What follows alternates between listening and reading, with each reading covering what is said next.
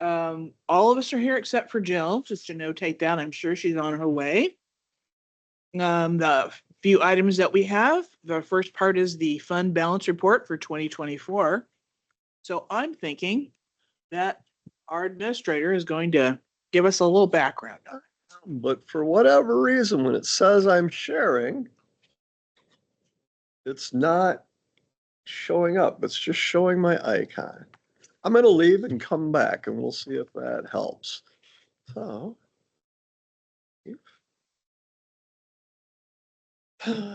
calendar, Teams.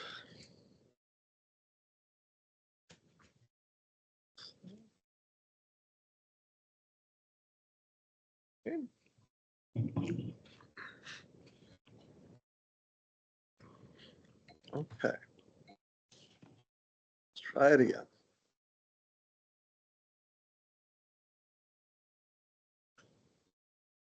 Hey. All right. Ta-da. All right. Okay. Managers. So we are going back through the 2024 funds, talk about our revenues, our expenditures, overages, and under.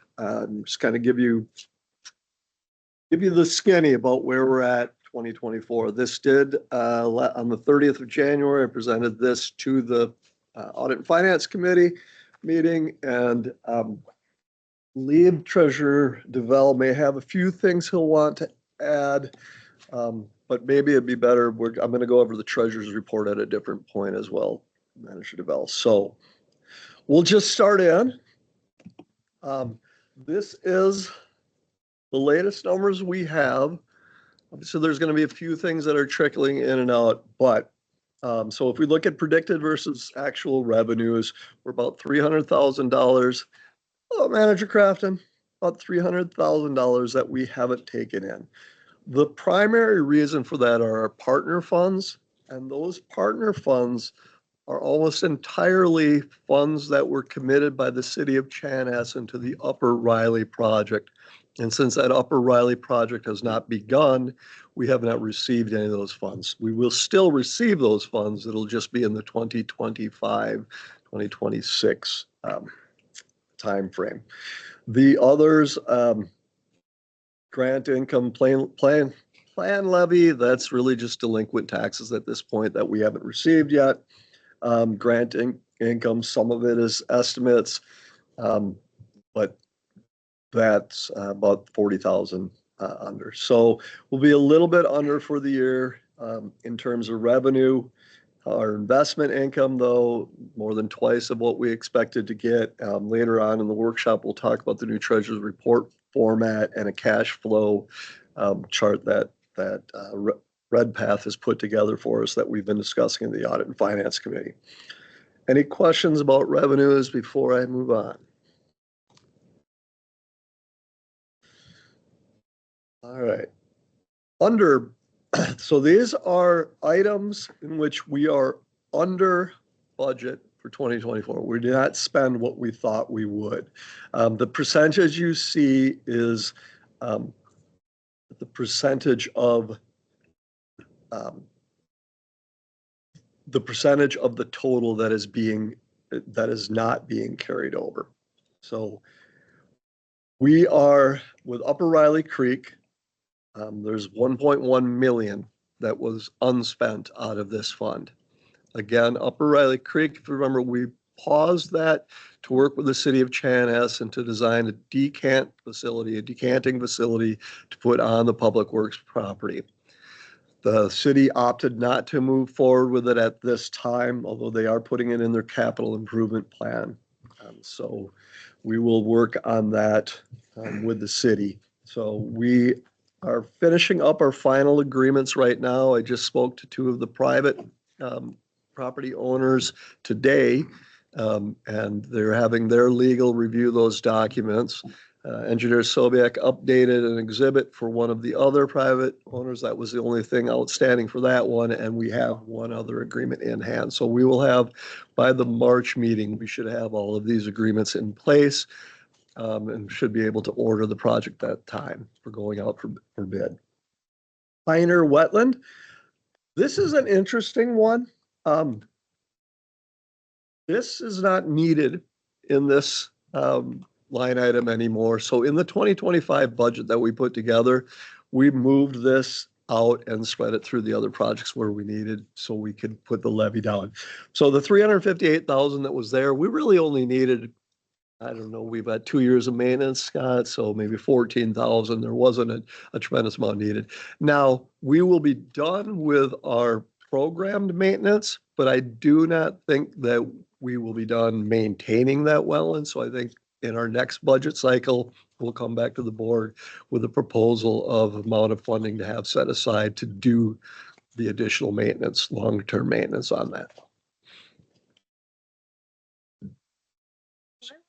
Ongoing maintenance, this robust. So we want ongoing maintenance, but we only, with the contract with the contractor that we had, it was just a 3-year maintenance as part of that. So we'll come back with a new plan for long-term maintenance. Yep. And we have already talked to, was it Landbridge? No, that's not Landbridge out there. That's not Davy. No, that's Davy.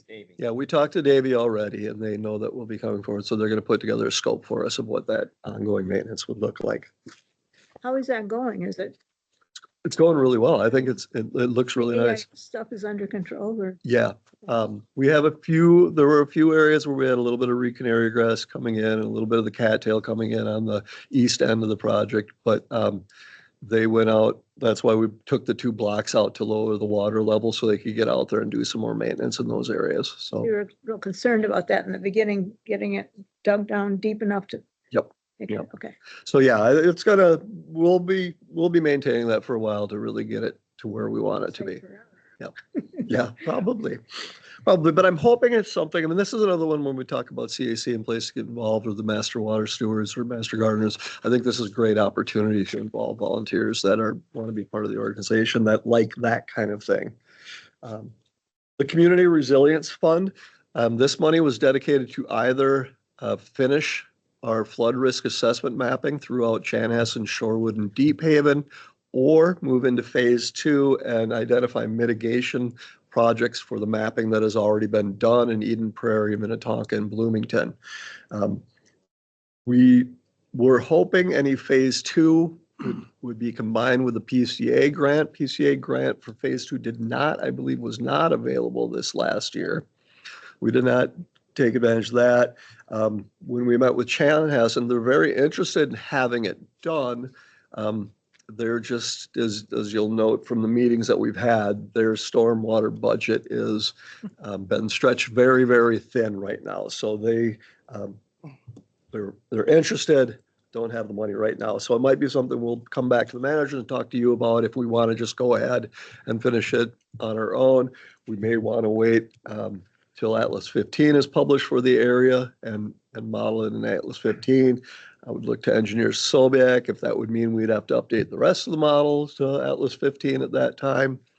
So I think this would be a more robust discussion to have with the board in terms of what you want the overall model to look like and what data you want used at what cost.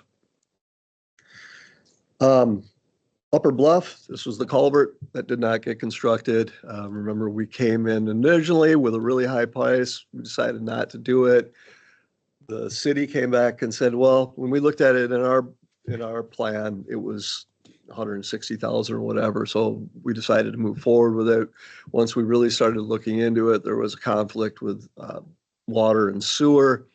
And the repairs or the relocation of the sewer and water added substantially to the cost that we were right back to where we originally were when we decided it was too much. So that money will be carried forward and used for the rest of the project. The repair and maintenance fund. What? Oh, I'm sorry. Question, did it get restocked? We talked about different options for that culvert. So I have not heard back from the city of Chanhassen yet as to what has happened. They are going to take care of it, though. I think we didn't end up covering it. Correct. Okay, correct. That was really the bottom line. Yeah, and in fact, in the conversation with Charlie Howley, the Public Works Director for Chanhassen, as we were talking about the culvert, you know, in that conversation, he kind of acknowledged the fact that, you know, the decant facility and the culvert, it was like, yeah, don't worry about the culvert. We won't worry about that. So, Thank you. So I think we're good to go there. The repair and maintenance fund says we haven't spent any of it. Really, we spent all of it. It needs to be transferred over into the Lake Susan Pond retrofit for the inlet for the iron enhanced filing. So we'll move that over.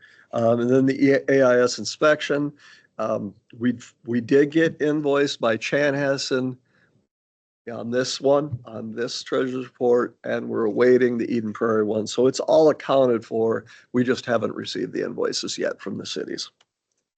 And everything else was within budget or over budget.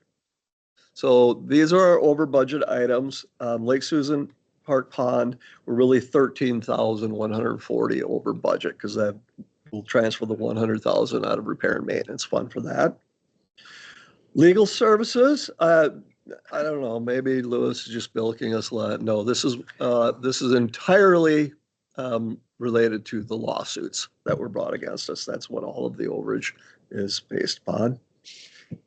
We did not count into this the cost for the original bond get in place and the things that happen out of this is just for the lawsuit proper. Lawsuits proper, excuse me. Opportunity project. This is the one we've talked about.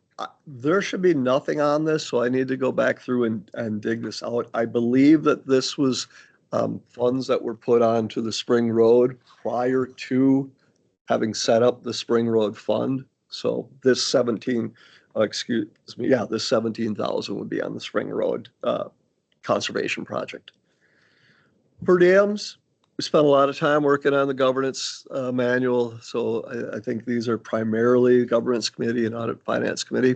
We've also had our managers be really good about turning out to all of our events. So that was nice as well. And then the watershed study. So this is the whole lake water management plans for Lucy Ann and Susan, as well as Mitchell and Red Rock Lake. If you remember, these were ordered in November. So at that time, no project, no budget had been set up for this item.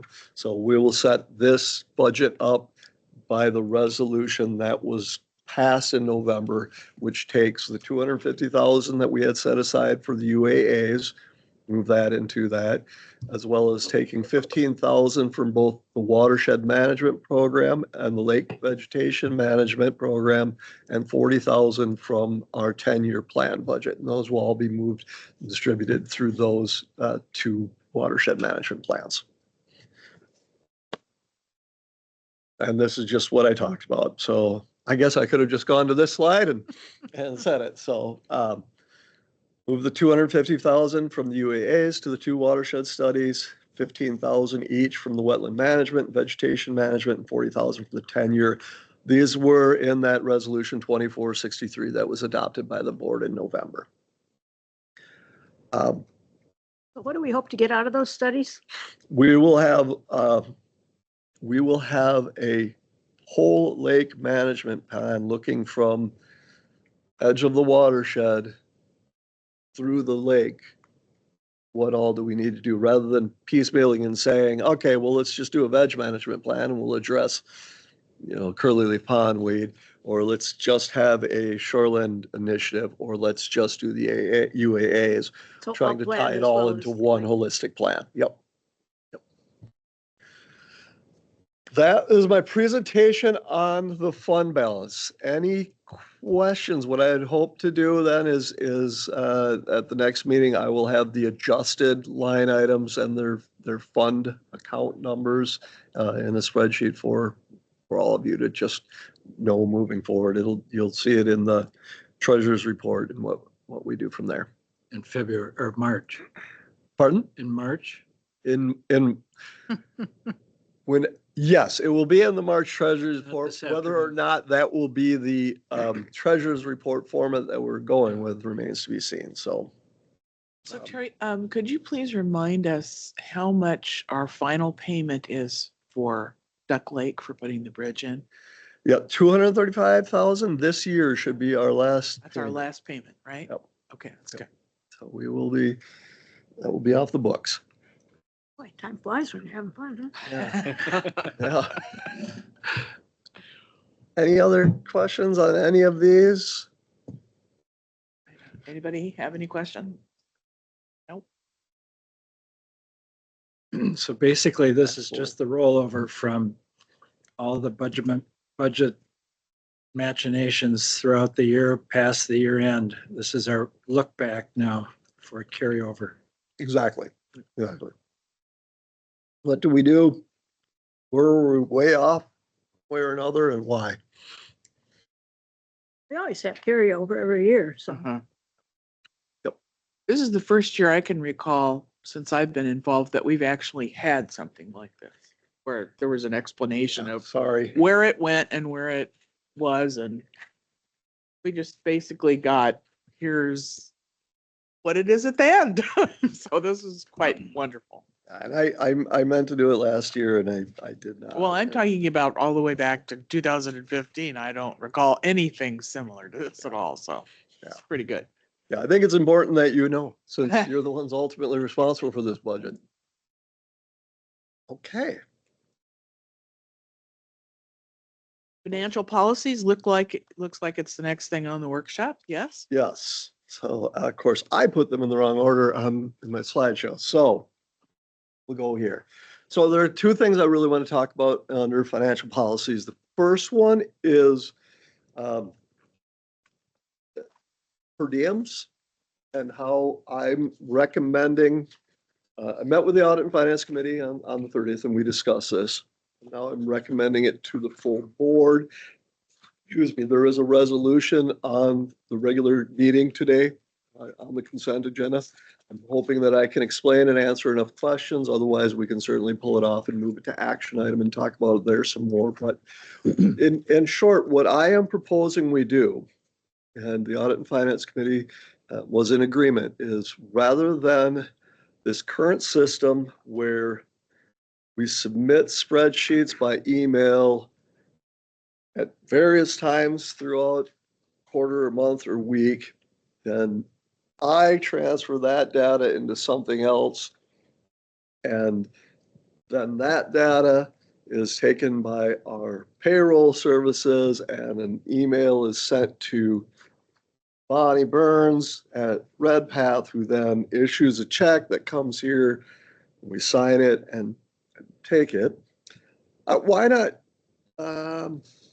just have you all have access to the APS online application? You would enter, they're going this way. You would enter your, so for instance, for this meeting, you would enter the 24th, a per diem that's, as the category is a drop down, it's salary, hourly, overtime, other things. You'd put one in, it's one per diem. Then you do the same thing for tonight's meeting as well. It would meet, and then we would set you up with direct deposit. So that you wouldn't get a check, it would just go into your account. Our checks on it would be, so I have to finalize every pay period that comes in. So, so this last pay period ended the first of this month. This Friday, I will go through everybody's online submittal, agree or disagree with its accuracy. So then I would just add the managers to that, looking at the PMs that were claimed. And once that is, I check the box that's 2025, 1 through 16, 1 through 31, or whatever the period is, hit finalize.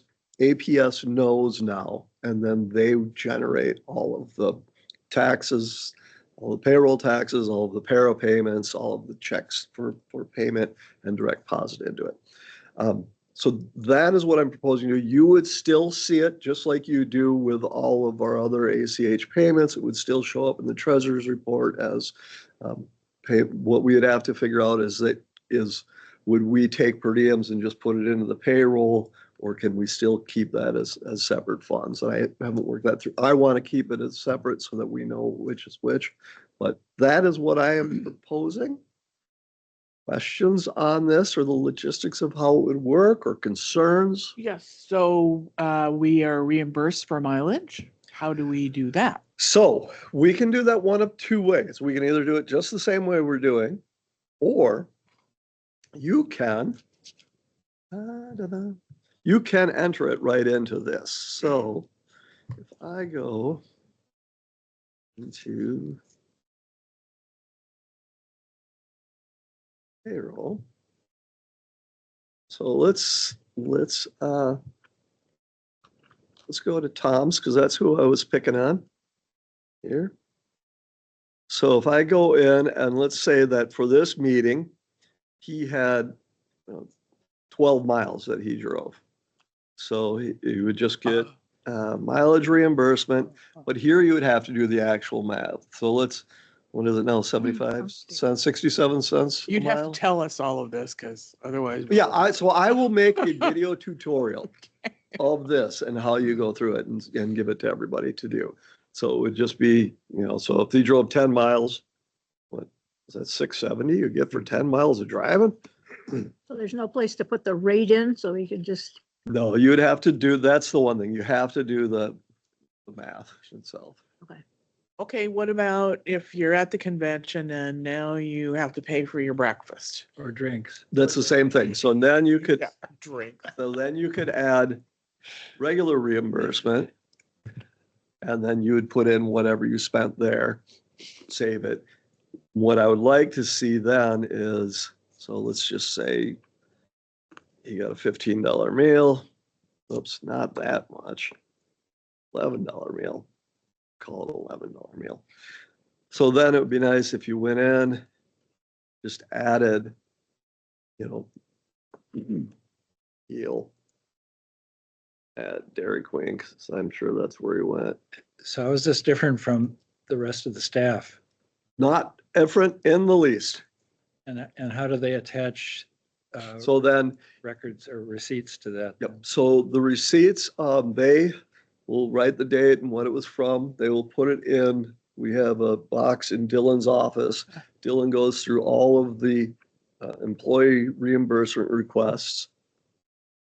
As it to list, I verify that what they have on here matches the reimbursement list that Dylan has. So could we just scan whatever it is we have and then attach, Yes, send it to yes. Dylan or whoever? I would send it to, send it to Dylan, yes, because you'll be filling this out now. I won't, because here's the other thing, I'm filling this out.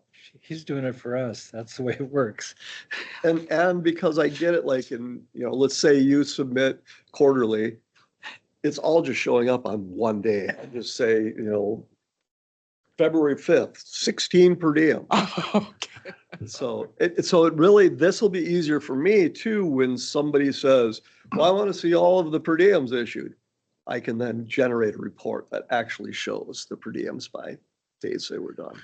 Okay, let's just say that you're like me, which is bad, and I accumulate them for about 6 months, and then I submit one with 6 months worth of everything. Can I do that? You can still do that. However, it would be a lot easier if you didn't, but I would just ask then that you still send me a spreadsheet or something that, so I can say, okay, she chose she had 27 per diems. Here are all the meetings and everything we're at. Then I'm just back so to you what I can was see the doing. dates essentially. Pardon? So you can see the dates essentially. I verify that I'm thinking life works here as it did in my previous job, that any expenses for like food or reimbursements that are more than 30 days after it, you pay taxes on. And they're Oh. not considered reimbursements. Yeah, I'm Correct? not really. That's, yeah, we, I think that's And just then the we do law. Too. If it's more than 60 days, yeah. Or whatever the days is, I don't know if it's the same here. yeah, that's a good point. We've never really, Well, when you're talking 6 months, that's potentially if you're going to. Yeah, I can see that. Thank you. It might be I a don't think that snap. impacts the per diems, but it impacts like. The reimbursement of the reimbursement. expenses, right? So the thing of it is, from my perspective, this eliminates your own personal bookkeeping setup, whether you do it every 2 weeks or once a month or depending on where, if you happen to have it in front of you or you let it go for 6 months. In our governance manual now, it says you have to submit them all by January. So part of it, from the watershed point of view, we can't keep track of it. So this forces it to be current. In addition to simplifying it, it forces a discipline on what you have to do anyhow, except that now it'll be current. So in other words, I can't be bad anymore. I have to be good. So that It's means you're designed going to have for to you. give me a list of when the dates are due So for what- payroll. what I will do is I will set up a reminder to That's email everybody That's fine. that I'm going to be finalizing I'll do it with the staff too. I am finalizing payroll tomorrow at 4 PM. Wow. Please have everything done. then. 3 days ahead at least. Another just fine point. 24 expenses would have to be in by January to be accounted at all. So Usually a thing. our governance manual says, what does it say, February 1st, anything not received by January, just says it The end goes of on. the next I January. think year. it's the end of January, if I remember. Yeah, Because I've always been good about getting them in before the end of January. until the end of January. Then you're, The year is January to December, through December. Yeah. okay. Well, why would we not do this? Does anybody have any objection to this? So here are the cons to it. The one con I can think of, although I don't think it has much legitimacy. We had well, we'll hold off on that. I don't see any cons to it, to be honest. I do see a huge upside. One of the claims was wage theft. And because of the system, it was very hard for me to pull the data together and show which were paid and which were not and why they weren't. So this would really make that a lot easier. So then it ends up in the ACH column from the bank statement perspective, and it lists it out. And we'll talk about that a little bit too. So could anyone say I'm an employee because now I'm getting paid by the That payroll? was what I was system? gonna say and chose not to. I've talked to our attorneys. I don't think so. I think, What's your opinion, Lewis, is The accounting system uses the legal. I was gonna say, this wouldn't Yeah. make a difference to the argument. that's good as long as the accounting system is not the legal system. And then Terry then still performs the function of checking to see if per diems are claimed for meetings or other authorized activities. And if there's any issue, you bring it back. correct. It's the same kind of oversight for any kind of bill that comes in. Somebody that has the authority to authorize the bill checks to see if it's okay to pay. Right. And in the past, our per diems have gone through the same system. It's just that we designed the most difficult way to do it, to have Terry do all our work, to submit. That's the way it's been done. It just eliminates a lot of handling and errors, and it makes our books more accurate each month. It does eliminate another human error, and that is, David ran into it where you submit it, it's right after everything has been gone through here. So now you're waiting 8 weeks up to get your reimbursement, or I get an email, then I get a slew of emails, and then out of sight, out of mind with my ADHD head, and I've got to go back and search per diem and hope that you labeled it per diem or something and going through. So it really is easy for me to open it up and go, oh, David didn't claim anything. I wonder if he wants to. Send an email to David, say, David, do you have any claims for this last pay period? Not picking on you, I'm just. So I have a question, on the mileage. If you put in an equal, the mileage rate and the number of miles, will it do the math for you? Not Unfortunately, like Excel? no, unfortunately it won't. I can ask APS if, we used to with APS, we used to just put the number of miles in and they did the math for us. Okay. My concern was just having somebody else that I didn't have any control over do it. Staff has to do it the same way, right? Yeah. So, Right. so then you have to turn in a receipt showing miles and you would have some computation on it. So after the fact, you check it. So if it, I mean, if somebody put in $500 for mileage, you would catch the obvious error, but if it was off because they were using 60 cents versus 65 cents, probably nobody's going to catch it. Or maybe Dylan would catch it when you turn in your paperwork to show the miles. So would that be in Where the is comment it? box where you say this is the mileage rate I used? What's They'll that? get a receipt for miles. No, but you're I'll- just gonna I'll turn do the something math, in. Phil. You're I'll gonna look at turn it something in that says No, the But trip we'd have to have you're some not place. gonna to- cheat, are you? Absolutely Gull not. Lake. But I'd probably put in the comment box, this many miles times this rate. and that's what I would do. Now, So- right? Yeah, is there a comment box where you can do that? Yes. So what Ah. our staff does is if they, first of all, they should be using one of our vehicles if they're available. But in here, you would just say 10 miles. I can spell 10 miles Dairy Queen. to your house to Dairy Queen and back. Yeah, and then I would go, oh yeah, 10 times 67 cents. Yeah, okay, that's right. So that would be the other way to do it. For the most part, unless I saw something crazy, you know. I Hopefully think you yours should goes- just have it put in the notes like that and make sure that when you're giving the tutorial to us. Yeah.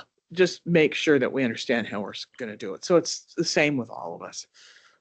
Because if you don't do it all the time, Right. you have to relearn sort of. It is, once you get going on, it's fairly easy. I'm not gonna actually give you these reimbursements, Tom. Sorry. Well, keep your per diems in there so you're ahead of the game, but, No going to Dairy y- Queen. yeah, and I will reach out to APS though and ask them if they could make that a calculable column.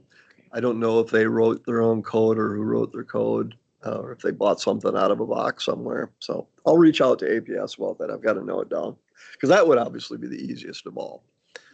Just to see. Or just someplace on there have available, this is the current rate you're supposed to use so that we don't have to look it up. I look it up every time. I know, we don't do it enough that it's, I know. I'm always looking it up too. Or I'll look at Tom's That's spreadsheet. 'cause I forget Stay he the looked it same up. all year, right? right. Yeah. Yep. So this year's 67, who knows what next year will be, but yeah. Yep. So. So there is a resolution on the meeting. If you want to pull it off and have a roll call vote on it, that's fine. But I think it'll be a much more efficient system. Yes, there'll be a little learning curve, but I'll put together a tutorial video for everybody and we'll have it available. We are updating our website. That will be rolling out pretty soon. It's got a number. We'll talk to you about it in March, the things that have added, but one of the things is that are being added is a interweb.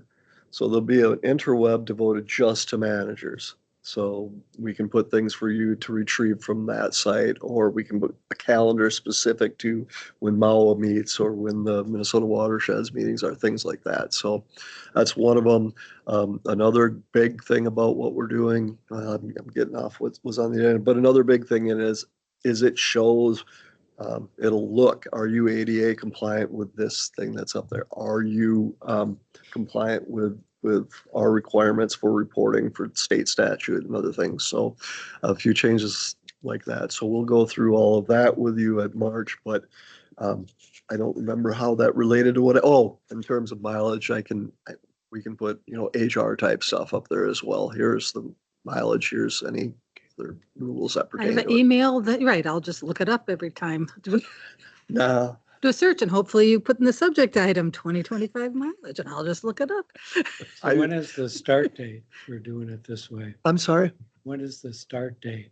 We can start this as soon as you would like.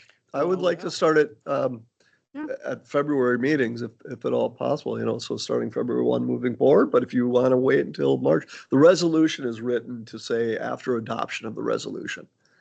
So there's no magic to any start date. So whatever you haven't filed, you can plug in here. Right, so Whatever what, you haven't turned in. Okay. That's, You mean all the January things I haven't turned in?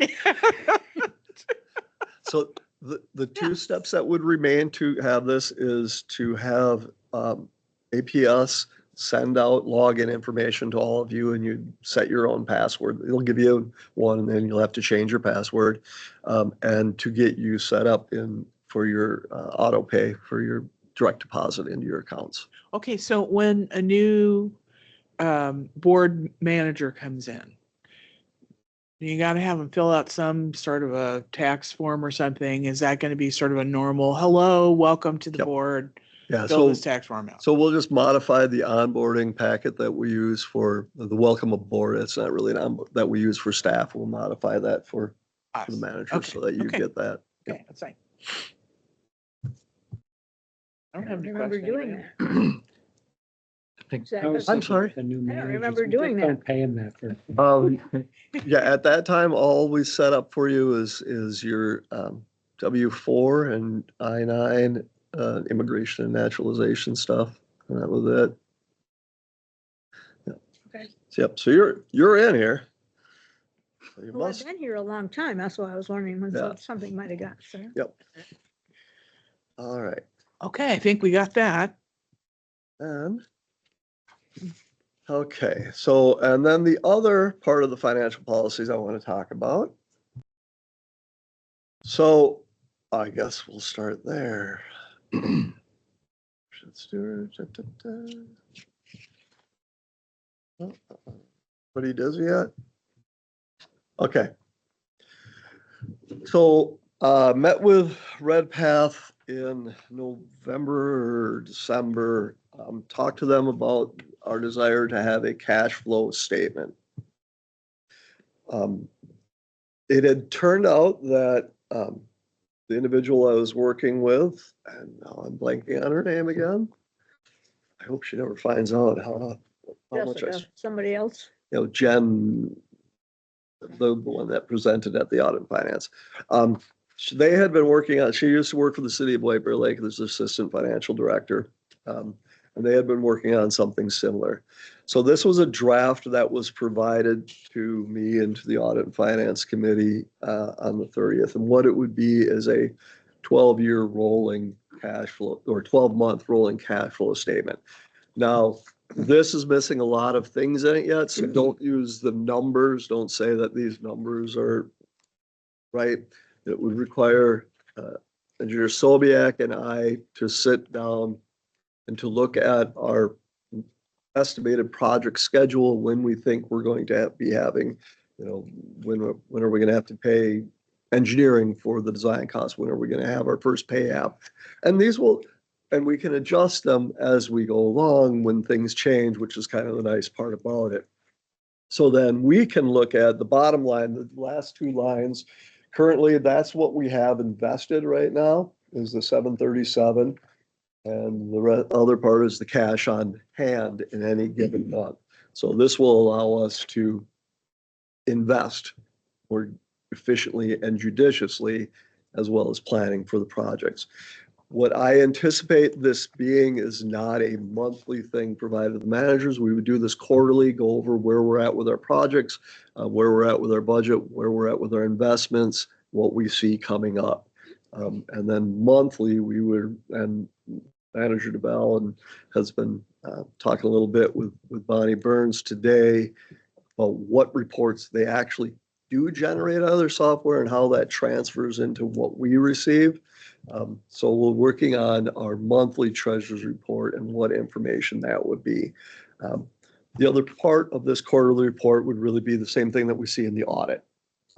It's, what our revenues year to date, what percentage of the budget are we at? And then we would have footnotes about any discrepancies or any deviations from what was anticipated or expected at this point in it. The one thing that we have already talked to Redpath about doing differently. So the operating capital right now, we would want that broken out further into our other funds so we could see actual projects.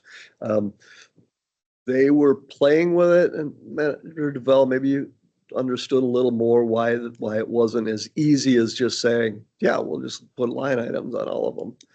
So there, the Sage system doesn't do this. So this in essence, I think right now would be a manual report that they would do, and they have to configure the front end starting point for all these balances in terms of how they flow into this statement. And so that would relate to the capital, what was it? Sorry.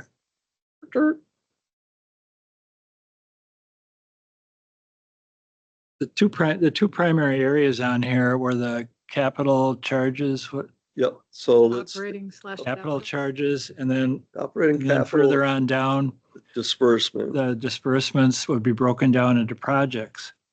So the whole idea behind this statement, well, here's my kind of rationale behind this whole thing is we have a 10-year project cycle that started in 2018, right? 2018 ends in 28. So we're just starting to plan for the next 10-year project cycle.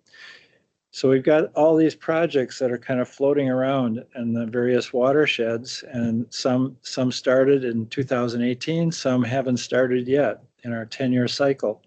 We've got this 12-month fiscal window that we're always looking at how we're doing, and it never lines up with any of the projects. So some are just like Terry went through with his talking about the budget, about some of the projects that we had in last year's budget, they didn't happen. So in this cash flow statement, we would have it plugged in now. We'll have it plugged in to where we think it's going to happen. So it helps make the transition from our monthly fiscal 12-month calendar year financial process. And this will be another system that'll be layered in there. And each month it'll go out another month. So we'll have a 12-month forward look on our cash flow. So that $1 million item that from, what was that again? Yeah, from the Upper Riley. Upper Riley, and that's scheduled when now approximately? Yeah, now we would be looking at, we just talked about this morning, we'd try and go out for bid in April or May. So we would be looking at awarding it in July probably. And so August start, first payout probably wouldn't come until January of 26 then in that case. So that's in our budget right now, but on this 12-month cash flow, we would have that item on there, but we'd show 0 for the year. Yep. Right now, we're projecting it happening in 26. So again, it gives us an overview of trying to look out a little bit from where we are now.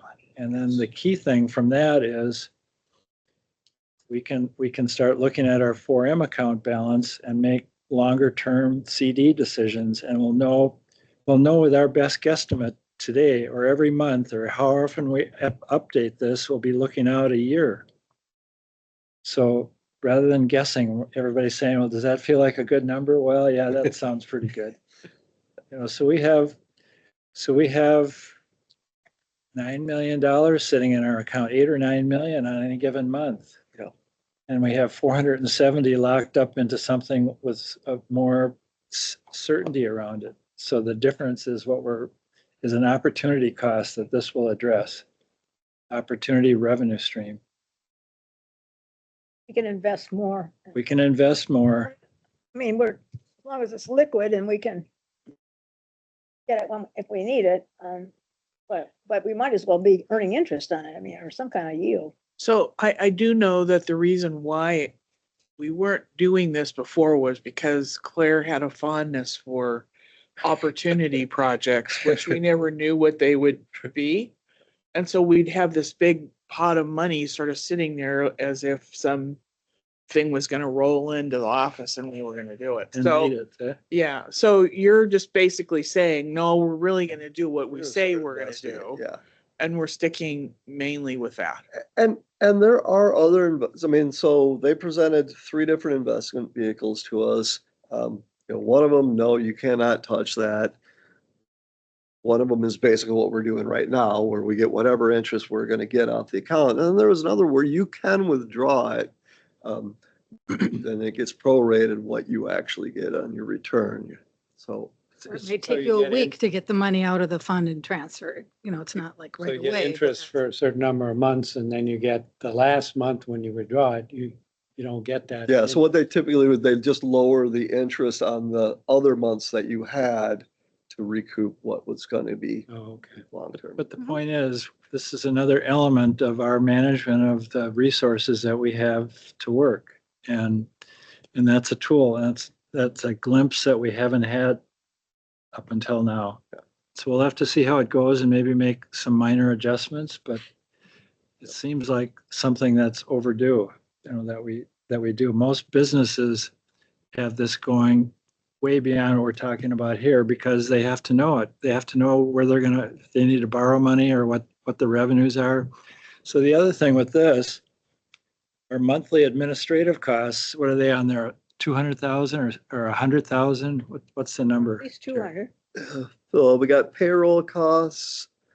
That was part of it. So operating, that was the other thing, because remember, operating was rolled into this operating and capital. So, and that's the other thing we want them to separate out is, what are we paying for rent and put all of those in one pool. So kind of like administrative costs and those should be relatively the same throughout the year. So we should know within a small range what our costs are going to be 10 months from now, right now, today, but we don't know that with the projects. Right. So the projects will be, so it's going to require input probably from the staff and Terry and Scott, looking at, this is where we're at today. We talk about it at a meeting and then the board can see this report and it's going to reflect, the numbers are going to reflect what we're talking about, the schedules moving around, basically. So it's kind of a forecast. It's a forecast. Cash, 100% sure. Yeah. a So rolling forecast. So much unlike the budget, which is 12 months. Each month we lop off 1 month and we're getting down to the end. This is going to be going forward into the 26 year. So, I mean, to your point, David, yeah, I'm not gonna say, well, let's invest 7.5 million because we don't need it until July, but we can start thinking more aggressively in what we put in. Sure. Okay, so my last question is, do you feel comfortable that you have enough flexibility to be able to say, oh, I needed an extra X in order to, does this tie you too much or are you okay with that? I am perfectly okay with it because even with opportunity projects, we still need to go through an entire plan amendment process. So I'd still have to come to you anyway and say, this opportunity is here. We need to do a plan amendment, go through the plan amendment process. Here is where we're going to get our revenues or the capital to pay for that. We would look at our investments and say, okay, we know that this one matures in 4 months, so we'll program it to try and do it that. Okay. So, no, I think every bit as flexible as it needs to be. The other piece of it is, we do things in phases. So you do feasibility studies and those are certain percentage and a certain percentage. And they always come to the board. Are we going to keep going with the project? So a lot of that's pretty predictable, right?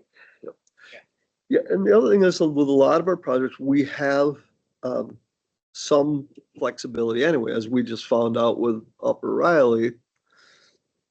Yes, it would have been great to be underway right now and be doing that.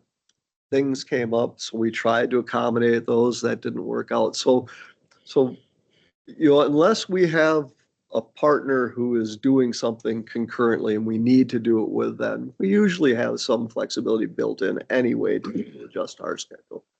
Yeah, because that's another opportunity cost business. We want to keep those relationships going. That's really key. And we got to have flexibility in case we need to carry, I don't know, sometimes it seems like if we could just carry them for a month or two so that they could get it past whatever, but. Right. Yeah, exactly. So how much extra time do you think, you and Scott think this is going to take? This is something Scott and I want to do anyway. Well, maybe Scott doesn't, but I want to do it anyway because, we're always at the end of the year trying to figure out, well, what happened? Where are we going? So for Scott and I to have to sit down every 3 months and look at our projects and where we're at, I think would be a really good exercise anyway. I'm thinking it's a half day of our time every 3 months that Scott and I would sit down and go over it. But they've done all the hard work. So when we had that lovely Right. project spreadsheet that we didn't know where the numbers came from. Yeah, yeah, yeah, that's very They true. studied and got that accurate, more accurately put together. I mean, that was half the battle, it seemed like to me. Yes. So that was one of the things I was wondering if we can't do a breakout to show at least the names of some of those projects where we have partners and things. It's gonna have So to be we have a built up clue from that what's anyhow, in- so. To some of it. Well, I see this as like another really nice improvement. I mean, it's much more palatable. You could understand it a little bit more. I have to say that from the beginning, from my perspective, it drove me crazy to figure out, we've got this 10-year budget, it's out there and it's sort of changing. And every year we change this and it gets smaller and smaller window of what we're looking at, but does it fit with the 10-year plan? Oh, and we're starting to think about the next 10-year plan. So there was no bridging all these different kind of scenarios of what we're doing as a watershed. To me, this is like putting headlights on your car to drive at night and see the road ahead. Crazy.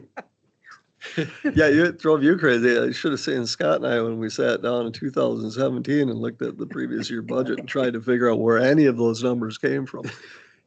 Been interesting. Kept things pretty close to the vest. Yeah. Yeah, we scrapped that. Anyway, so that's that. We'll come to you. I'll come back to the Audit and Finance Committee with a monthly treasurer's report. Tom, do you want to speak to any of that at this point, or should we just wait until we've got something for them to react to? Well, just We have time. just mention a couple comments. So I've been working with Bonnie now. I've had 2 meetings with her. Well, actually just 1 meeting. Well, the joint, no, that was your first meeting with her. And so she's been working with, her name is, what's her name? Jessica That's it. Hord. Hord, yeah. Hord, Not me, H-O-A-R-D. Bonnie. Yeah, Jessica Hord's the one that put this together. You just said Bonnie, that's, Oh, I you know. might need to Yeah. clarify Bonnie. Bonnie who. You Burns. should see me when I email her. Bonnie Burns. And I'm glad her initial is before yours, because otherwise I'd be emailing you all the time. I get a few, but not often.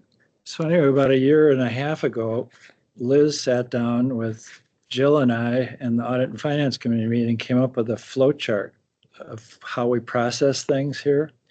Tom And- said it wasn't very good the way we process things.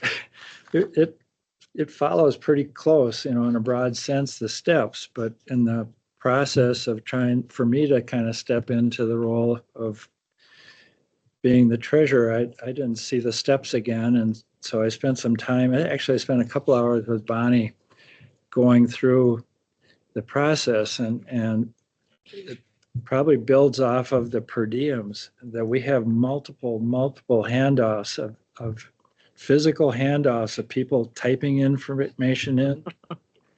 I count anywhere close to 20 steps to pay a bill in our Oh system right now. my goodness. And so I know, again, in the past meetings, when things don't quite tie out on, we're looking to look at one sheet versus another at the meetings, and then one of our managers would be picking at that too. So I never wanted to discuss it because. We do have internal controls rolled into that. That was my issue. So But part of it was there's so many handoffs. So we have, well, I'll stop talking about it now, but it suffice to say that I think there probably are going to be some other things that we can add and subtract to the process. So we have roughly 20 steps on our side, and Redpath has about 10 manual steps on their side to do our monthly accounting. So anyway, you can see where the hair pulling comes out at times, and things don't tie out. And then we have you two guys, your billing system. We more discussions about that between legal and engineering. And I know there's a lot of things that are set up right, but some things don't connect quite right, I think, in the system. So anyway, that's hopefully something in the next month or two, I can come back with another report that will maybe allow for some consolidation of the steps. So the SAGE system is done by, well, they have a multitude of layers of options on the accounting package on their side. And they range from a couple $100 a month up to $1,000 or $1,100 a month. You know, if you just go on the website, you know, we could buy one of these software packages and do it ourselves. Redpath does that. But then we have all these things plugged into it. So it's like looking at the backside of an old computer. We have all the wires. Oh, this wire fell out. Oh, let's put that one back in. So anyway, part of what's gone on here too, I guess, from my perspective is, and as Jill was saying, you know, a lot of these things are carryover things from the way things were done 2, 3, 4, 6 years ago. And so when something wasn't working right, we plugged something in there and then it sort of worked. And so now we still have a bunch of things that are not connected that well. So that's what I'm doing. I have issues. Because I see things from a different perspective, and for me, as long as we stick to the account codes, it's pretty self-explanatory. So I'm having trouble accepting the treasurer's report. I'd like to separate that resolution because I want to pay the bills, but I'm not comfortable with accepting the treasurer's report because I didn't get to see that it really, where things went. And I'm used to seeing that. So that's how I know that we're on target. That's how I know that we haven't updated the audit account, that last segment. That should be separate from just accounting. So those are the things I see. So we'll see where it rolls out, but I'll speak to the things that concern So me. it sounds to me like what you're saying is that you were used to a certain number of checks within the system in order to verify that things were right. And you're not seeing that with the changes that have been recommended. Well, We haven't the things recommended. that I'm asking Yeah, for, well, they seemed resistant to doing. So it's like, I want to still see this report. Now, if I show you the December of 24 one to what we got, you can see that what I was comfortable with, what I can't tell how things are rolling up. I don't know what's in what line. So, Well, this just sounds like you have some negotiating and finalizing how this is actually going to function. I don't think it's negotiating. Well, you may see it as one way or an. No, So- we've got to figure out how to make it work. That's Right. the issue. well, part of it's the internal control. See, I would see the invoices and I would see, okay, Josh said all these were, what is it, RMB, RBM? I never RMB. remember which one. Yep, But- maybe. So those are the things that are sent to the lab to be tested, so they know whatever integrity of that, whatever we're looking at. But he signs off on those and he'll say, not paid. And he initializes it. So to me, the person that's closest to the job needs to sign off on that because that person will know whether this is accurate or not, whether it's something we should have paid, we already paid, or whatever. So that's what I'm concerned about, is that internal control, that's still part of the process. Yep, And I could always see that because I got to see the invoice. Yep, that's still happening. In fact, we just sat down at our last staff meeting and talked to the staff about that. The thing that may not have been clear from what Tom was saying, so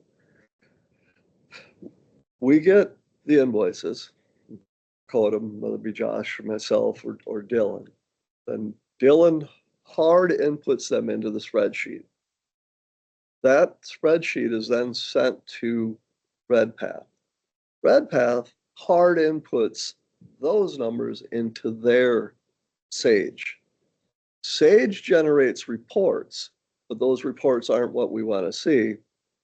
So then they have to hard input those numbers back into our format. Oh So my each of those is an introduction of error into that system. So that's what we're trying to figure out is how can we, so we're going to start with what are the reports that Sage can generate, and then go from there and say, what do we need that's not here, or what's here that we don't need? Do that. So we've got a lot of places where error can be introduced, and that's what we're trying to get rid of. That many steps, I think, is astounding. The fact that it's 10 steps on their side and 20 on our side to pay one bill. Yes. There has to be a better seamless way of doing this that does have the correct check and balance to We it. have software package that we can put stuff into So, with the invoice number and all that information. I mean, I don't know. so that's one of the things, Neal's talking about doing, yeah, so that's one of the things that would be fine. we've talked about is if we can get whatever the lowest level Sage is, Right. and we input it directly into Sage, and then it's there. Why That would they we not do that? That's, To the software. that would be- possibly. yeah, I don't know why. I'm serious. I Because don't right know why. now, they don't even get the invoices, right? No, they get them. They You just send the spreadsheet, but the don't invoices send are that here. 50-page or PDF copied. file. They don't double check that. So he put together a 50-page Oh PDF my file goodness. with the invoices. And then I was going through, looking at that, and matching it up with spreadsheets. And so anyway, there's just a lot of disjoint pieces to this, and there's a lot of manual input, and then it's a little bit more complicated because of the engineering and legal, because the engineering and legal work on so many projects. It's not They like getting still have one, account codes that they go to. I know, but I'm just saying, it's not like a vendor that sends one invoice per month and it goes through the system. So we get a 5 or 10 page multi-line invoice from each of them. And the codes are maybe okay, I'm not sure. Somebody was saying there's maybe a glitch in one of the coding systems right now, or something changed, but anyway, it's complicated on Redpath side also. And because they're going through a version of that, then when the accounting package tallies it, none of these reports come out of that system. So they're plugging numbers from that run into spreadsheets for us.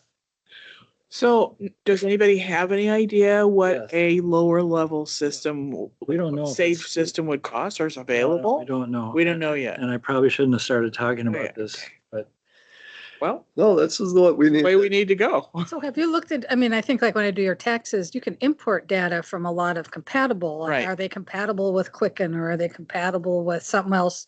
So it's not re-entry manually, but there's a connection. Yeah. So and that's why I think looking at Sage is our best bet. We actually tried Quicken here at one time, and Doesn't have enough functionality. yeah, to matter. that's, QuickBooks would be better. yeah, we ran into just, even QuickBooks though, the enterprise was so expensive, and it was like, we were thinking, yeah, we could use it then to submit, receipts to people, submit invoices, and that was another add-on and another add-on. So I'm thinking with the Sage, we could also, like, I'm always asking Bonnie to run reports, and one of the things that we might realize, and Manager Develop pointed this out to me, is that, if part of what we are paying them a month is that additional to move everything around in the shell game, if we're inputting it directly, that might pay for itself by a reduction in their costs to pay for they're that. charging us for the billing hours for doing the same thing we do on this end, on the back end. And then they've got this little program in the middle that's not doing enough. The system that Claire set up, it's a- she was using what Terragetta was doing at Pelican River. Because, well, what we had was the former accounting agency that we're using. One of those. They had some issues and they weren't processing the expenses for staff. I mean, it was a mess. And so that's when we went to this one, but this isn't that efficient, obviously.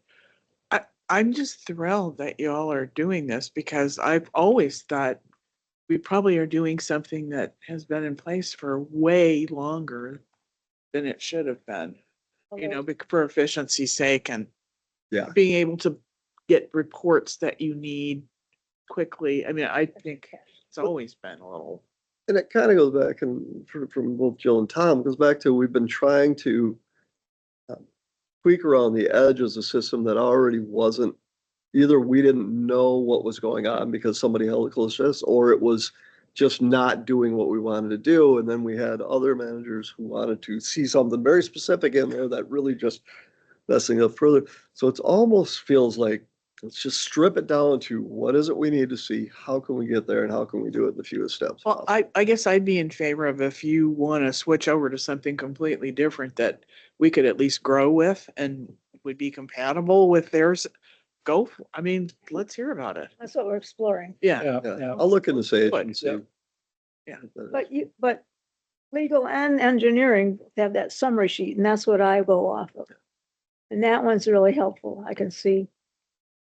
I mean, they code according to what areas Yeah, they were looking in, and I need to go hang out with Tony again because some of that I still can't quite figure out. I need Tony to explain it to me. It's just a reason to hang out with Tony, but So I think the other thing I would try to ask is that when you're looking at maybe purchasing something for us, try to keep in mind if we don't have Redpath and we have somebody else, it's got to be something that might be compatible generally with other accountants, because otherwise we're going to have to do the same I thing. guess again. what I would look at is how easy is it to migrate data from one system Right, to another? right. Um, I don't know. My first thought was, why do we have the same company do our audit that we have do all of our, it just somehow or another recalls the accounting class where they said you could never have the thing, that you need to keep those two separate. And I understand we are keeping them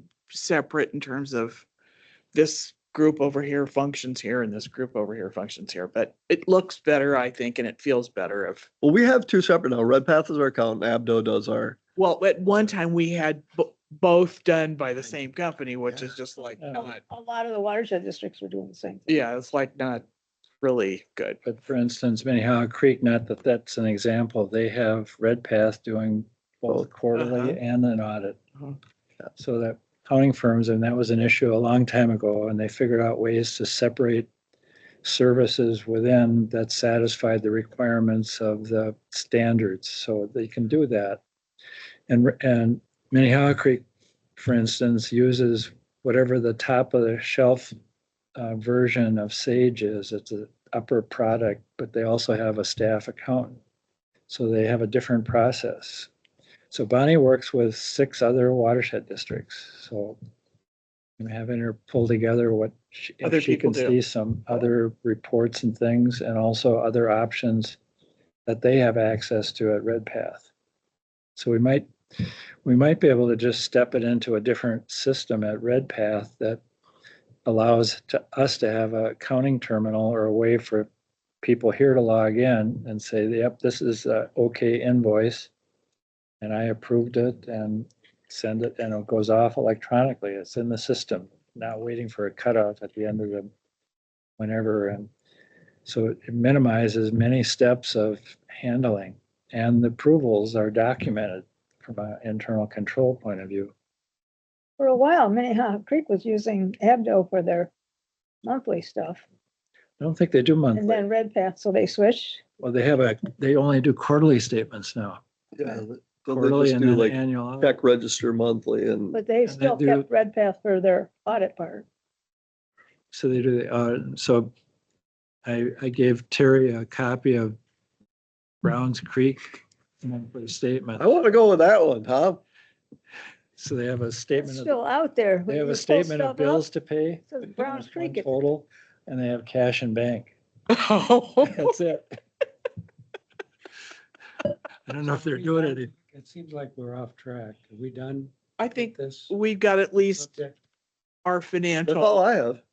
You want to talk at all about the I want to go through this stewardship? quick. So watershed stewardship, we brought it to, 2 workshops ago. Incorporated the policy changes that I heard, at that meeting. Talked to Lewis yesterday. He would like to be able to take a little more time to review the policy. and dive through it. So I just want to highlight a few things with you here. Mr. Smith is going to go through it, or Mr. Welch, or Mr. Smith is going to go through it. And we'll have something to adopt at the March meeting. I am going to open up the cost share application period. We just won't be awarding any funds until we've actually approved the policy. All right. So all I'm going to do is I'm going to just highlight the big changes throughout sections, or not even the big changes, just how it's going to function. So first of all, our eligible project types. There are 8 eligible project types ranging from just native plantings to taking turf out of irrigation, shoreline health planting. The shoreline health planting has to do with our shoreline assessment, score your shore.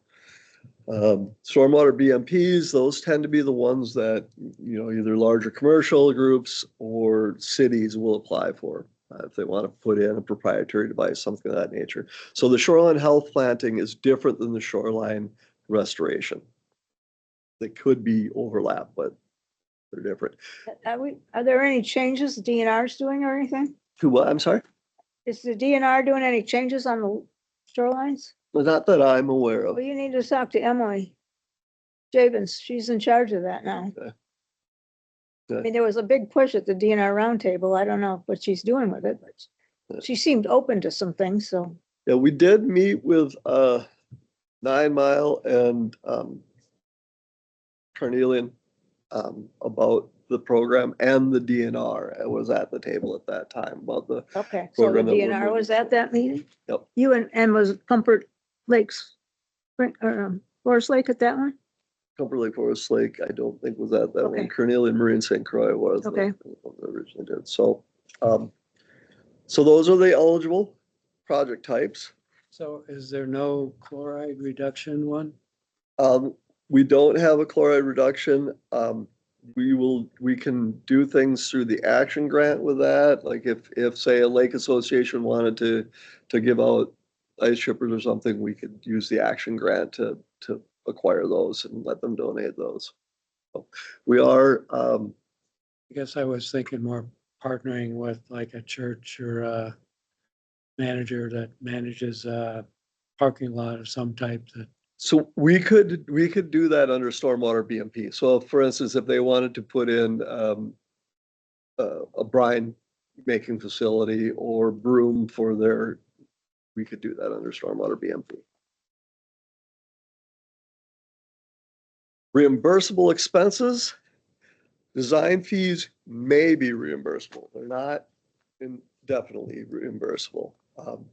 Site preparation, of course, erosion and sediment practices, seeds and plants, professional labor, and in-kind contributions if they're pre-approved. If when they come in with their application, they say this is the in-kind labor we're going to do, and we say, okay, that seems reasonable. So we're still working with Seth? Seth, I believe everyone knows who Seth is. He's from Carver. Carver County. Maximum awards. So they're divided into 3 different categories. Small projects, which that's one of the things we need to kind of define in this. Right now, it's just defined by being that project type. But that still leaves it kind of nebulous. So I want to suss that out more. But that tends to be, I've got a portion of my yard I want to convert to native grasses, or I would like to put in a couple of rain barrels type thing. So those are the rewards based on whether you're a resident, nonprofit, or government, school, or business. $20,000 is really the max that anybody can get on any type of project, or excuse me, 50,000 for cities. The one thing I do want to point out, and I'll catch myself doing it, these are cost shares. These are stewardship cost share program. So let's just stick with that nomenclature. On the bottom, what you probably, maybe you can read, maybe not. Places that are in identified in the PCA's environmental justice site as being a socially vulnerable index could be eligible up to 100%. One of the things I would like to suggest is that organizations that serve that population could also get that same type thing. So if prop came in and wanted a grant to do something. Terry, can I So- just, Go ahead. what is the rationale for the different amounts for distinguishing nonprofit from government and school, which are also nonprofit, and business as to the level of support? So it was based more on availability of land than anything else. So what we had got going through our grants, those three entities usually did significantly larger areas of land. They, an 8 acre or 5 acre parcel as opposed to a smaller one. We could certainly, then the nonprofit is the other one that we ran into the trouble with because you had 503B, 303C, 303D. Where do we distinguish that? So I agree. I think that needs to be defined a little more clearly in how we are differentiating them. For instance, let's take Chanhassen High School, nonprofit, but they irrigated 28 acres. I don't know. It was a very large amount of land and significant savings. Eden Prairie High School is looking at the same thing. Whereas if you had, let's look at Prop, who redid their parking lot a few years ago. That's something that I feel could have been eligible, but wasn't. There's no way they could ever do that much on their 1.5 acre parcel. So it really has more to do with the size of parcel than anything else. But If they were converting to more native plants and things, would that not be eligible? it would be eligible. Okay, what about churches? So churches would fall into the nonprofit category. We're making them ineligible? No, they're ineligible for rain barrels is the only thing they're. Oh, yeah, ineligible but for. I mean, not for others. Right, they're eligible for everything else. Okay. Rain barrels are really those things where, if somebody wanted one for their house, bang for buck, we don't necessarily want to buy 75 rain barrels because we're really not going to get the return on investment for that. Yeah. So I do have one question about, I've had this come up a few times where someone will say, well, I'll apply for the grant this year, but then I'm going to come back next year to do the second part of the project. And maybe in 3 or 4 years, I'll go back. And so are you letting people do that? Yes. So our program right now is set up that you can get one grant per year Okay. per annum. We looked at doing away with it, but the preserve is the one that keeps making me think, God, we're getting a lot out of it by allowing them more than one grant. So we can go either way. I'm not married to one or other. I mean, certain watershed districts have gone away from a stewardship cost share program entirely, just because it's very hard to quantify what is the benefit you're getting from spending it. So we're spending $250,000 a year on cost share projects. We don't,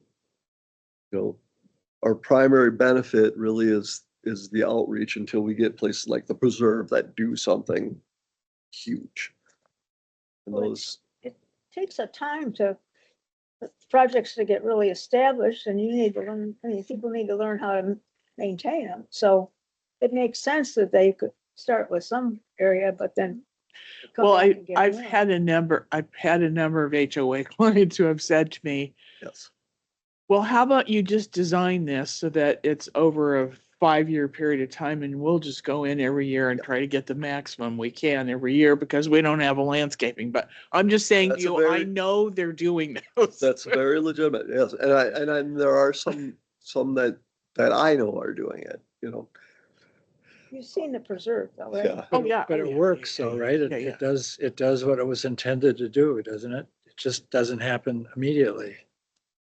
Right, but what they're doing is, okay, so let's say that I have a wetland on my HOA property. And I know that I'm going to convert the hillside that goes into to natives. I know I want to put a buffer in it. I know I want to put a rain garden in. And I know that my maximum is going to be $1,500. So if I come in with one large project for $75,000 and you give me 1,500, or do I come in with three projects at 25,000 each year and you give me 1,500 each year? So that's, I think, what that. See, the HOAs that I've worked with have said, we don't have any landscaping budget. And so if we hire you, could you just kind of start with this area over here? Next year we'll have you do this area. And then you can just kind of keep reapplying for funds. And I've done that this one HOA in 9 Mile Creek. And in fact, it's worked out nicely for them because they've never saved any money for any landscaping. Isn't that what the preserve does? Is that what we were talking about? Preserve does that as well, Yeah. yes. But they're doing, the maintenance takes time too, so No, but they're doing a version of that, aren't they? Yes, they're having natural shores. yes, they are. But I guess my question is, if you're allowing the same place to come back to the trough over and over and over and over again, is that what we want to do with the money? I'm not saying it's a bad thing. I'm just saying, have we thought that through? Right. I think that's a legitimate question and one that does need to be. Where does it discussed. enter into the prioritization? What was that, Bonnie? Does it enter in how it's prioritized? Right. Have you gotten a grant prior and maybe other places who have never gotten anything get a better point score for that? As long as there's competition. I'm just delighted that they're doing it, so Oh, yeah. our landscape's changing to something more positive. Manager Nelson actually has a really good idea there to say something like, so for instance, let's take a habitat restoration on a residential property. And let's take then they also want to do a water body buffer. What if we said, if you applied for a grant the previous year, you were only eligible for up to 25% of the cost in the subsequent year or something like that. It's not going to eliminate it, but at least it is something we can point to and say, we're not being arbitrary and just saying, well, we think you're gaming the system, but you're not. And it makes them think about, is it really worth our effort to? Yeah, I think the way 9 Mile actually does theirs is they look at what you're asking to have done and you get a point value on a scale of 1 to 10 under different categories. Yep. And you don't get, if you've applied and had money before, you don't get any numbers under the, have you ever applied for this before? So That's how they do it. is that because the fund is exhausted? Yeah, that for them, that's the case. So that's one of the criteria, isn't it? Whether or not we're able to get the money out to do what we wanted to do. So if we're ending up with only using half the fund, then it doesn't make any sense to Right. restrict it, does it? right, right. We have used our entire grant fund the last 2 years. We have a We've had waiting to- list, I thought. Yeah, we've had to cut off Yeah. the, But that's a good thing. I mean, that's what we want, is a resilient landscape, right? Yes, but do you want to keep giving the same people money over and over? Over the new Yes, people. over who the new submitted people. I get that part. applications. And if it's a good program, why wouldn't you expand the amount? Right. Because they don't know. what Okay. grants. I will- There we Results. go. I'm Becomes gonna- like the I am results. going to, I'm going This to isn't what we cower thought it right was after doing. I say this.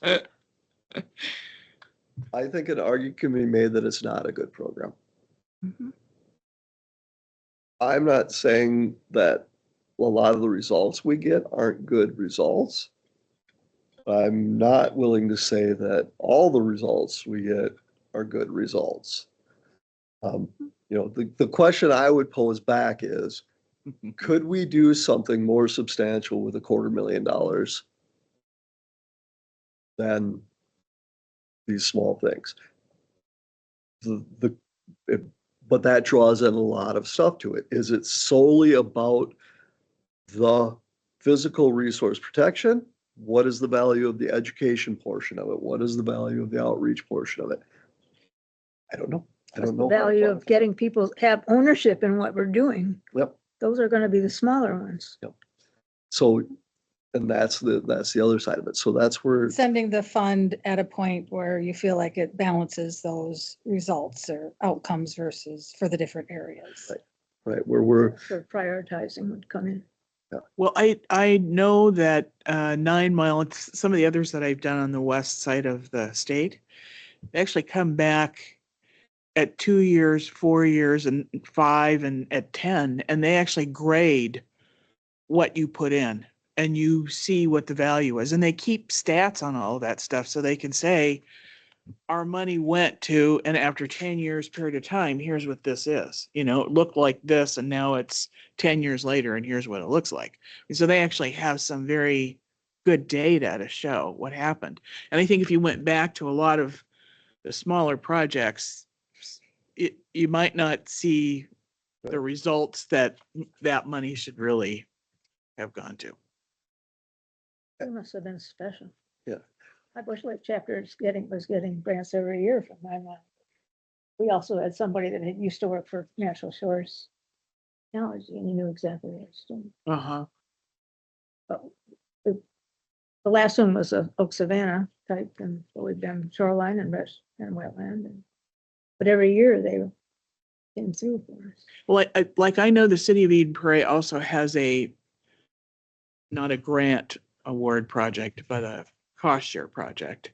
And so some of my HOAs that are in Eden Prairie are trying to figure out, well, am I better off applying to them because we're going to get more money from them than we would from 9 Mile? You know what I mean? They're Right, and playing then there's also the the dollar. shoreline thing. restoration. Maybe, please come in every year. If this is going to give us shoreline restoration, that's a higher value. And that, Oh, that'd be good. you know, it could be the category too, that's maybe a little less. so I guess this is what I'd recommend at this point. I would recommend that we move forward with this policy with some tweaks, and that in August, September, we have a larger discussion about what are our goals with the stewardship program? What do we want to fund? You know, do we want to add specific things for chloride and take out other things? And really look at it in terms of what we want to accomplish with the stewardship program. How different is this from what we've had? Yeah, and the tenure, that's a good point. I'm sorry, Manager Crafton? How different is this from what we've been doing? Not very different at all. A few small tweaks, the ineligibility for rain barrels. We reduced the residential. So residential, nonprofit, both used to be 1,500. 1,500 and then 500. Doesn't really do you much good if I point at my screen, does it? So these two used to be 1,500. This used to be 500. So some minor reductions. I think government used to be 75,000 to try and make it go further. And we weren't getting many government applications. We lowered that to move more money to other things. But essentially it's the same program.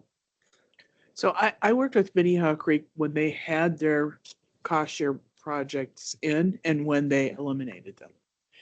And what ended up happening was with a couple of HOAs that I had up there, they had excellent projects that were actually on Minnehaha Creek that fed into Glen Lake, that there was no money available, and it was a great project, and the HOAs wanted to help put some funding towards it, but couldn't afford all of it.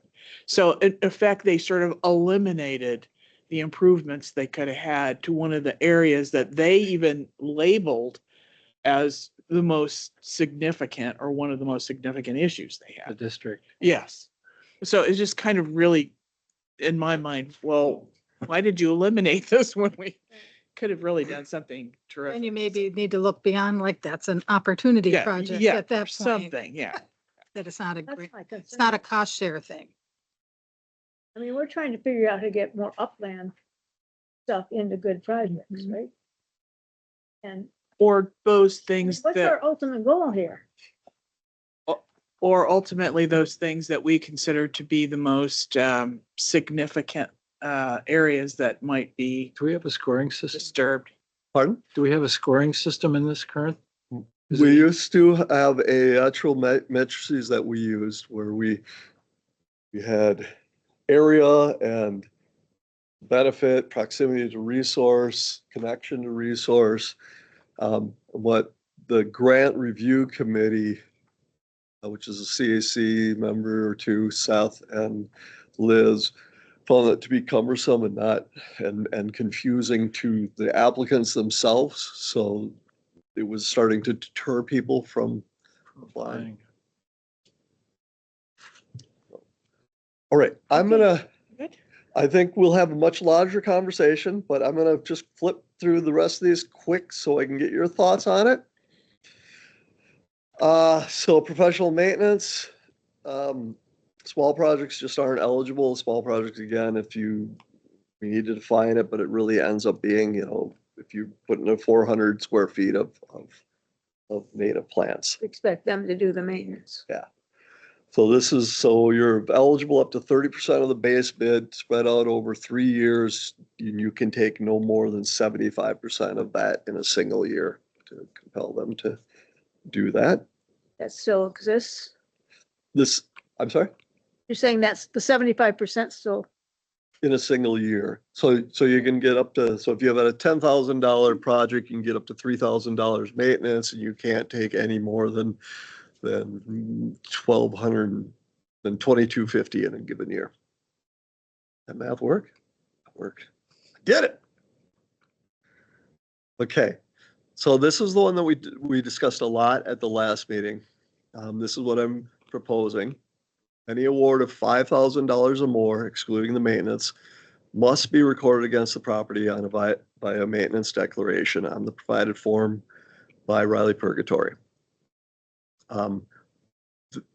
Then we will develop a guide as to how to do that and provide it to the applicant. Any award less than 5,000 doesn't need to have a maintenance declaration, but must enter in a maintenance agreement. This doesn't, can you open that outside door? Somebody else is coming, I think, and they're gonna be locked out. I don't know why it's not working. But they must have a maintenance agreement, which is a contract, but not, let Lewis speak to it, not really as enforceable, but it at least gets them thinking about it. We have something. We may reimburse, yes. Maintenance declaration, what is that? Maintenance declaration is recorded against your property, so regardless of whether you own it County, or not, it's like it transfers with Yeah, it. it's- it has to be kept up by the next landowner. Okay, so it Where's goes the with agreement? It's deed. just with Okay, got it, landowner. thanks. I think this is really important. That's important. So we were talking about 10,000 at the last meeting. I felt that was too much. I don't know where the managers sat, but I think they probably did too. But we wouldn't have come in and said, 5,000 is what I'm recommending. Is the board comfortable with that? Do they want to change it to something less or something a little more? Now, you'd have to have a pretty big, knowing what people charge for maintaining these things, you'd have to have a pretty big project to Okay. get over 5. I think that's That quite seems nice. really- Yeah, it's quite nice, yeah. Kind of what I was looking back at too. What we see is a lot of the ones that we don't get many $5,000 projects. It's a $2,200 project or it's a $13,000 project. There really doesn't seem to be that between. And then reimbursement of the grant is conditioned upon recordation of the declaration or execution of the agreement. The $500 reimbursement for For a registered land surveyor or other things you need to prepare the documents to, and it's maybe eligible. So it's at our discretion still. Registered land, what? So registered land surveyor, so let's say they need to write a legal description over it. Oh, or they need to do something like that. surveyor, okay. not their attorney. No. I mean, That's what it says. No, I'd be okay. I mean, your attorney could do it too. RLS, I just put in there for, as an example, professional services necessary for the recordation of the maintenance declaration. Really how it would read. Review process for the 3 different grant types, anything less than 10,000, everything goes to the grant coordinator and the grant review committee. It really boils down to how we fund it. So anything less than 10,000 can be approved district. Anything more than 10,000 but less than 20,000 comes to the board approval. Anything over 20,000 we hold a public hearing on, and then the managers also approve it. And Seth's part of all of these. And then it's really the one things that I wanted to point out here is long-term maintenance, annual inspections. They need to install signage. That's something that wasn't put in before. We've always asked them to do it, but we didn't have it clearly spelled out that you need signage where this funding came from. Excuse me. And then just the rest of it is just kind of for them. You're not going to get paid that day. It's got to come back to the board. So check. So So do we have signage they can use? we do. Yes. Yep. So that would be provided to them. Because then that could put our logo, our information on it. No. That's really what it's for, so that people see, oh, Riley Berg helped fund it. Maybe I'll go talk to them. I think that's all I have. Any other questions, anybody? Nope. So I guess that would bring our workshop to a conclusion, and we have 20 minutes or so before the start of our 7 o'clock. So got a little bit of a break here. So